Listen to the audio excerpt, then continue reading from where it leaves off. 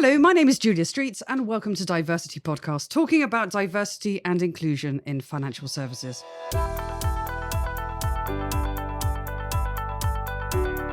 On the podcast, we seek to shine a light on positive progress, call out areas requiring further focus, and offer lots of ideas to help drive change. And as regular listeners will know, on each episode we invite two guests with the intention of hearing a diversity of opinion. Largely we hit this objective, but sadly one of our guests has today called off sick. Of course we wish them a speedy recovery, hoping that it wasn't the prospect of being on the show that brought on the nausea, and we hope that they'll come back for another episode. And where we can, we always aim to accommodate. But in truth, time waits for no international businesswoman, and we're really delighted today to be joined by Kimberley Cole, a truly international risky woman. I say that because she is the founder of Risky Women and has her own podcast of the same name. Kimberley, welcome to the show. Thank you very much, Julia. Great to be here. So let me tell you a bit about Kimberley. Kimberley Cole is the head of solution sales, financial and risk at Thomson Reuters in Asia. And we are fortunate to catch Kimberley on her European visit, for she is based in Hong Kong leading her 150-strong Asian sales team.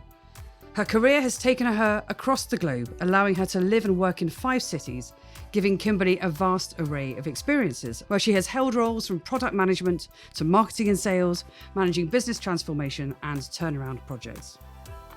Kimberley co-founded Women in Finance Asia, connecting networks across financial institutions, and Risky Women, a global network championing and celebrating women in governance, risk and compliance.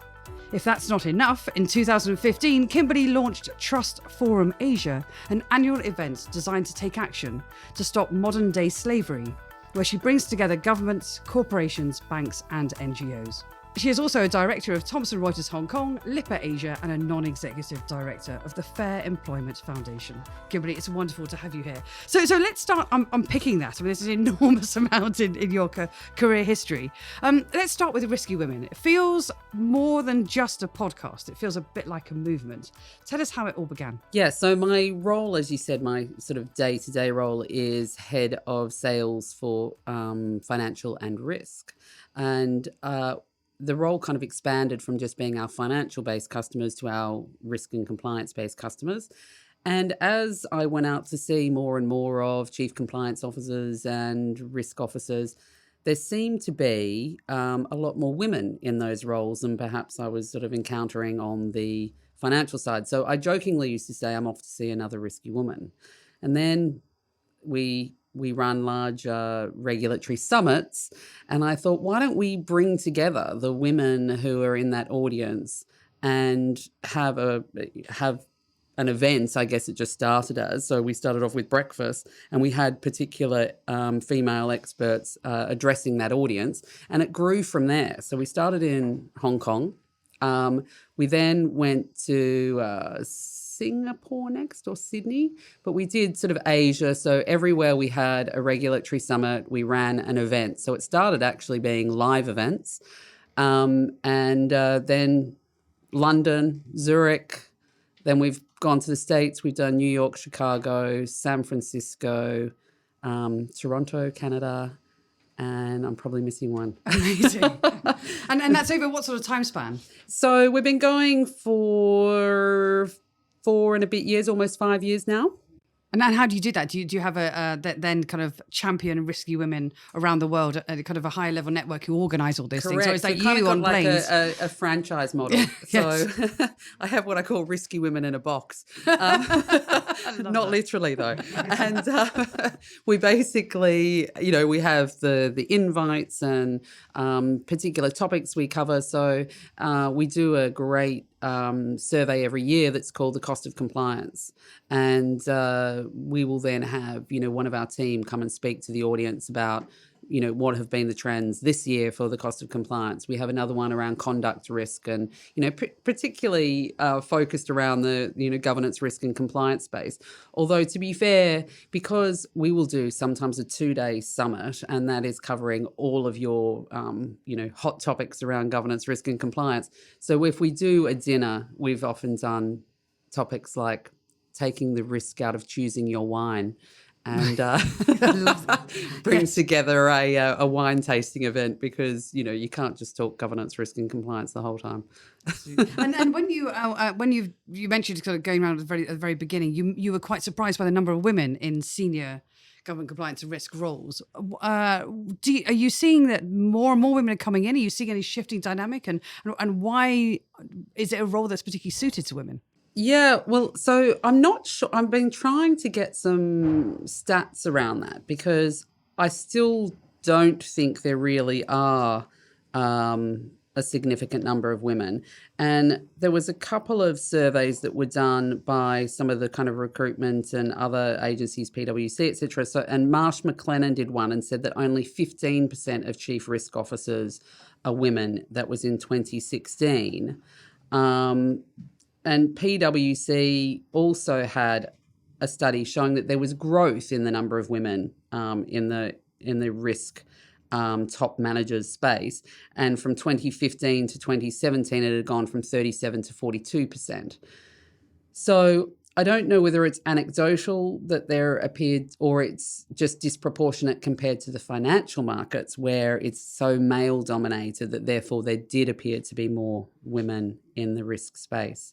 And to your second, point about, is it a profession that's particularly suited to women? I think when I ask a lot of the compliance officers, they do think that there are some attributes where I think certainly in the compliance space now you need to be more integrated in the business, and you need to be potentially, more approachable and collaborative. And so some of those skills are coming through, that it's not an adversarial thing to stop people doing things, but it's much more about helping and collaborating to make sure that, yes, the business isn't at risk, but that people know also what they need to do to be compliant. And there's an enormous amount.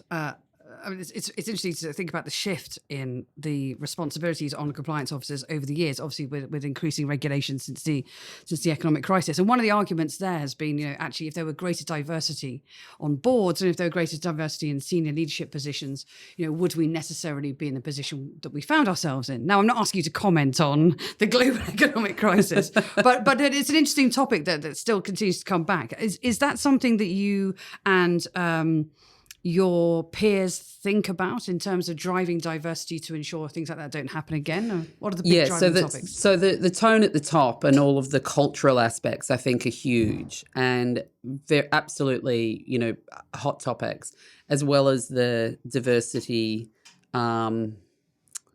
mandates that a lot of the institutions, as well as the regulators themselves. So we actually have had a couple of really interesting sessions. Certainly ASIC in Australia, the Australian Securities and Investment Commission, Kathy Armour, who's one of their most senior women, she spoke a lot about even how the regulator was driving for more diversity within their leadership teams for exactly the purposes that you're talking about, to give that, broader view, to make sure that they are, thinking differently maybe about how they're thinking about regulations. And so we're actually going to do a session now, because ASIC have been really supportive of the Risky Women Radio podcast. And so they want to bring in even more of their women to talk on that, around different topics that they cover. And that's, because the risk and compliance space is big, from consumer to actually the institutional areas that we need to talk about. And one of the sort of big questions that seems to be bubbling up is, I think boards are certainly feeling the accountability and the responsibility of compliance and risk, and also the role and the responsibility they have in driving change around diversity. When you get a few layers down, that's when it becomes a little stickier, arguably, in terms of sort of entrenched behaviour that has been, as you mentioned, going to go around financial institutions, and they're largely male. But I have quite a lot of empathy for that, actually, which is, if you're hired in a certain way and you're recruited in a certain way, you're trained in a certain way, you're paid in a certain way, you behave in a certain way. And I'm just quite interested in what are the shifting and potentially accelerating dynamics that will drive greater diversity in those middle management layers, and whether you've got any views on that. I mean, I think it's a really challenging area, because you look at the amount of money that's been spent on, training, whether it's, I think, a recent statistic that I saw was in Australia, they'd spent something like $8 million on unconscious bias training. And actually then some of the studies that they'd looked at, people who'd taken their unconscious bias training, and it just really confirmed that what they thought was true. So Nice. it kind of confirmed their bias rather than challenged it and changed it. Yeah. And you look at even a lot of the courses that people are put through don't seem to be moving the needle, which I think is unfortunate. And I don't know how we, necessarily move things forward. I think some of the good things that are being done are things like even the big four, the EY, the PwC, etc. They're now saying, I'm not going to recruit, even my graduates from the same places that I always had with the same degrees, etc. And I'm going to look more broadly to bring in a mix of different people. And I think the innovation agenda is really helping that, because people understand that they need to have people approaching things in different ways. So maybe that's going to be the big hope, is that because people need to be more agile, more innovative, everything's being disrupted, that they're going to have to start to, change the way they do things. And that must be a really fascinating role, because certainly if I think about on my business side, where we work with technology firms that are thinking about compliance and thinking about surveillance and the reg tech world, if you want to call it that, know, and looking at how the mastery, let's call it, of data. Yes. And how you can extract insights and value and flags.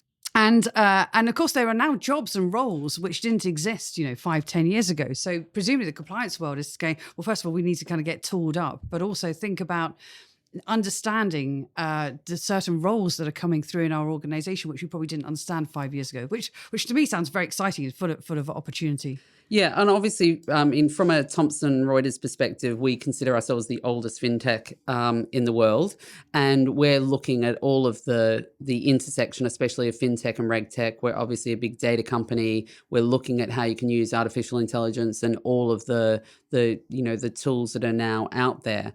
And we're also looking at, even from that data perspective, what's the other data sets that companies need to protect themselves? So, that's an interesting one in terms of modern day slavery, is we have partnered with several NGOs, which I think is kind of a very unique perspective in the business world, to actually gather data that other people don't have. So we work with Liberty Asia, who have something called the Freedom Collaborative, and they have, I think it's about 35, but it's growing all the time, 35 different NGOs connected to the Freedom Collaborative, and then they source their data from them, and they obviously all, can be based everywhere, Thailand, Cambodia. They're looking at local newspapers and other reports that maybe, we don't get on the sort of more global perspective.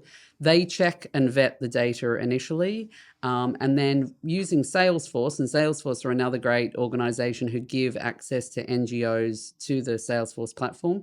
And so from the Salesforce platform to our Salesforce platform, we pass names and data, and then obviously we have our own teams of people who are checking that data as well. And then that goes into our World Check system, which all of the banks use. And that's presumably flows through in sanction monitoring. And correct. Okay. Screening. Right. Yeah. So, then all of the large banks and corporates around the world are using that data. And then that's sort of this whole kind of idea of following the money and stopping that flow of money to those people. So I think that's kind of a unique way we're doing things. And that's really wonderful to hear, because you sort of do, particularly around diversity, we hear more and more people saying, kind of when the opinion around where the money sits, and whether that's in terms of investment performance or whether that's actually in kind of corporate construction and ethics, etc., that is ultimately where certain organizations are setting up indices, thinking about where they're going to invest, and that now is a contributing factor. And to hear that the data is going as far out into thinking about modern day slavery is phenomenal. So I think one of the things that's been really fascinating is looking at the role of senior and actually kind of middle management and junior compliance talent, which now arguably have one of the most important jobs. I'm not just saying that because you're here, but actually arguably one of the most important jobs in financial services. And we've talked about some of the shifting dynamics around innovation and regtech. I know one of the things you think about is reaching out to that young sort of emerging talent coming through. Tell us a bit about how you're encouraging the next generation. Yeah, I mean, we started off definitely connecting to the most senior women in risk regulation and compliance. Now, some of that was just the demographics of the people that attend the conferences that we run, or the regulatory summits that we run. And some of that was, just our ability to cope with the number of people. And we wanted actually a relatively small community where we could bring peers together for them to connect and collaborate and learn from each other. But then I was increasingly, there's a real fight for talent in compliance, which is sort of plays in with the regtech angle as well, because we need to improve the way things are done because we can't find the number of people. But then the sort of what I call the emerging talent that was coming through all then wanted to get involved in the network also. And I guess some of that is mentorship, sponsorship, and just, having the role models, which is fantastic. But then how I could scale that, how I could get to more places and to more people. And as, not just be for women, but also sort of extend to make these role models available to the men in the industry, whether they were emerging or experienced. So we started Risky Women Radio really to do that. To, number one, continue this sort of connecting, continue the celebrating and championing these, real experts in the industry, if you like. And how do people listen to Risky Radio? To give us a plug, go on, tell us where I can find it. So we are on every channel: iTunes, Spotify, Google Play, all of them. I think Podbean. Yeah, we're on everything. So Risky Women Radio. Wonderful. And how long has it been going for, and how many guests have you had on? And so I've only done 6 episodes, so I'm just a real beginner compared to you, Julia. It's been great fun, actually. I like the, conversation and getting to meet people, and it is still that connecting and collaborating that I think is absolutely key. And I think one thing that I really love about it is the fact that actually you've got such senior women stepping forward, and the whole thing about mentoring and sponsorship that you were talking about. So long may that continue. Absolutely. And now I'm getting, even only after 6 episodes, I'm getting lots more people writing to me saying, can we speak? And so, I will have a regulatory Risky Women regulators kind of special session, and then Power Women I've done, and obviously you're a Power Women yourself. This is the Power Women Network that we're both members of. Yeah. And so I've already spoken with Diane Mullinex, so that one actually should be released in the next few weeks.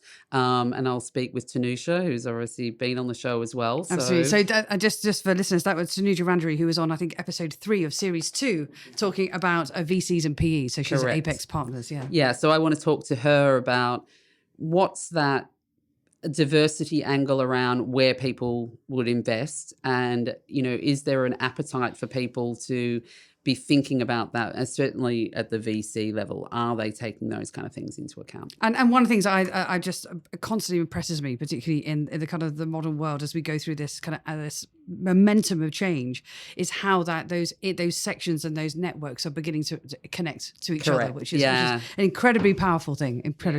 So I think that's a really good moment just to pause there, and we're going to turn to Robert and Cynthia, who have been doing some research to support the discussion today. In 2017, a survey carried out by Gartner with 364 security and risk management executives found that male executives outnumbered female executives by 3-1.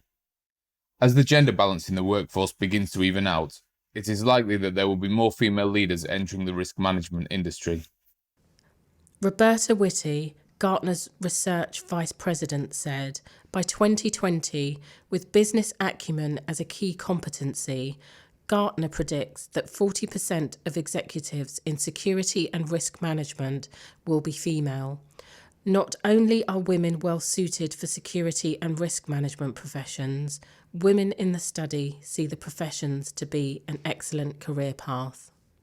Human trafficking is the second largest illegal business in the world after drug trafficking, yielding an estimated $150 billion in illicit profits each year from the criminal enslavement and exploitation of approximately 21 million people worldwide. It is also one of the world's most underreported crimes. How the financial services sector can help tackle human trafficking is a report by Grant Thornton. It shows how financial services can seek to tackle the issue through their supply chains and show how the industry can increasingly help to combat the threat in compliance with the UK 2015 Modern Slavery Act. So thanks, Cynthia and Robert, and links to the research can be found on our website, www.diversitypodcast.com. Don't forget that's diversity with a C, not with an S. And you can find all our episodes and sign up for early notifications of future recordings. Please do follow us on Twitter @DiversityPod, and Diversity Podcast is available on Bright Talk and all good podcast channels. And we'd love a rating. It helps promote the show. So, Kimberley, I wanted to come back to one of the things we touched on very briefly. This question of modern day slavery. So talk us through the enormity of the challenge as you see it. Yeah, it's a huge problem. Estimates are, according to the Walk Free Foundation and IOM, that there is over 40 million modern day slaves. And it's an industry now that's considered to be worth 150 billion, which is, 3 times the profit of Apple. It's an incredibly global problem. It exists everywhere. So I always say it exists in my home country, in my host country, and all of the places that I'm traveling. And I think that's one of the things that, when I first got involved was even I had this view that this was happening somewhere else. I might live in Hong Kong, but maybe it was happening in China, and it was happening in India, but it wasn't certainly happening in my home country, but it was. And then I heard that New Zealand was a transit country, and that there was problems in Australia. And suddenly I went, wow, this is, all around us. It's in everywhere that I travel, and, people need to take more notice and think about what they can do. And how do you possibly engage with the enormity of that challenge? I mean, I know this is something you really think about. I mean, you could step away and just go, it's too big. It's far too big for me to deal with. But you've sort of stepped up to it. There was a couple of different NGOs that I got involved with in Hong Kong. So one was the Mekong Club, and Matt Friedman from the Mekong Club is incredible. And then Liberty Asia.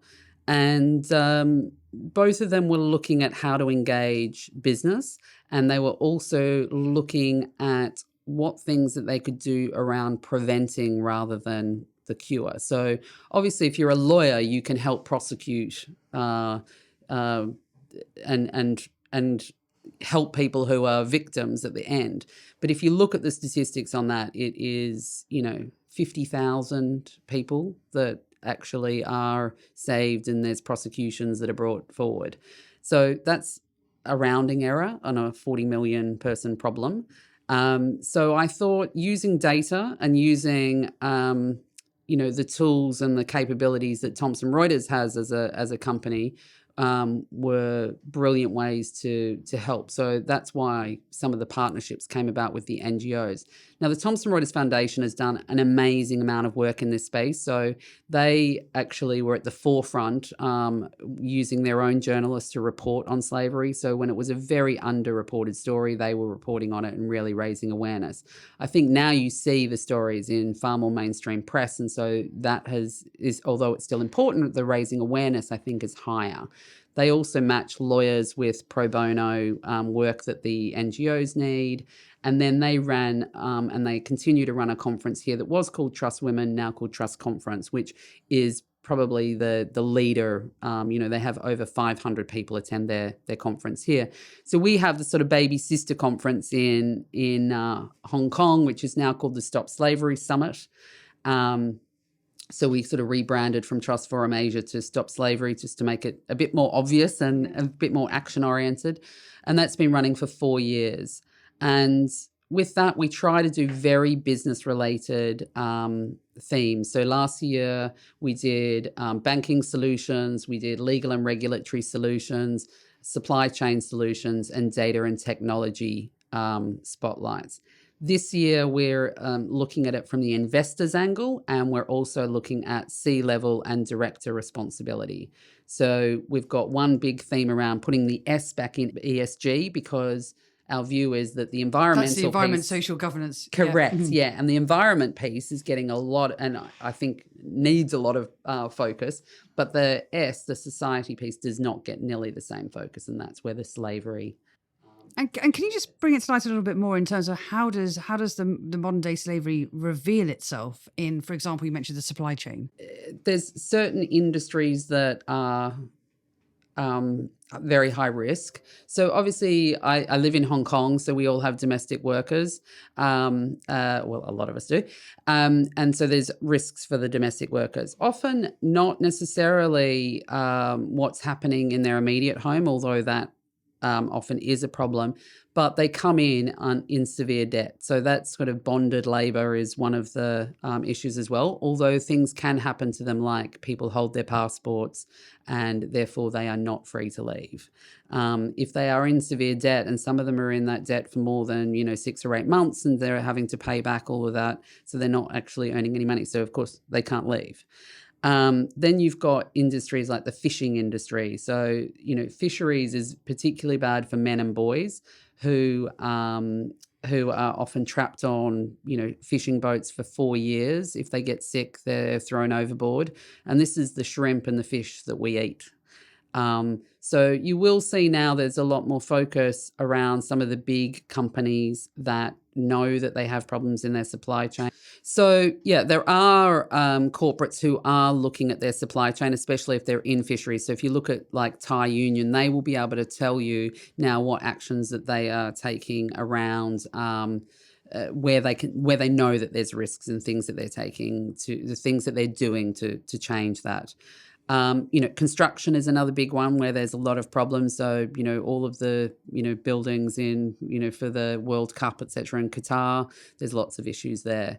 But things like the Modern Slavery Act, certainly in the UK, the US, and most recently in Australia, are forcing companies to at least, make statements and do show that they are being proactive around what's going on.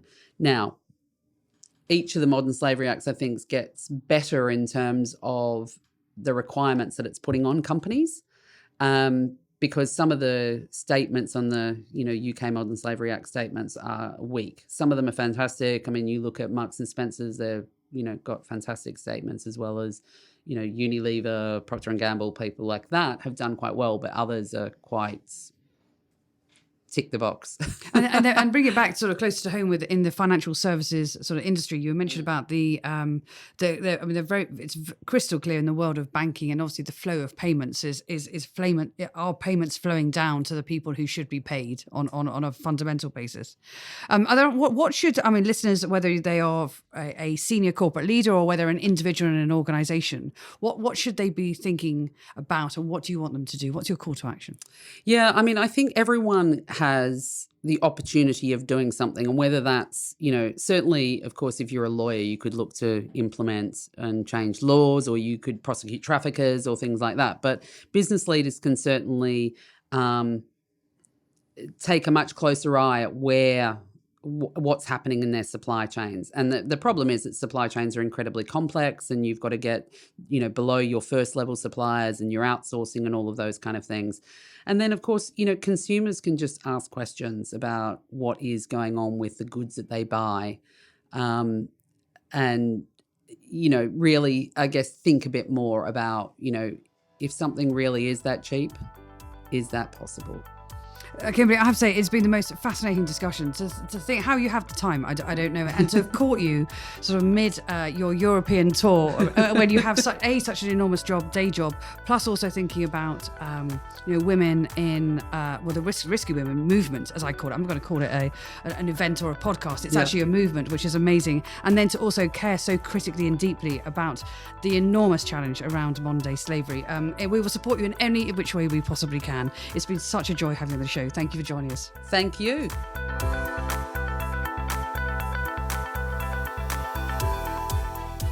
This episode of DiverCity Podcast was produced by me, Kieran Yates, on behalf of Julia Streets Productions.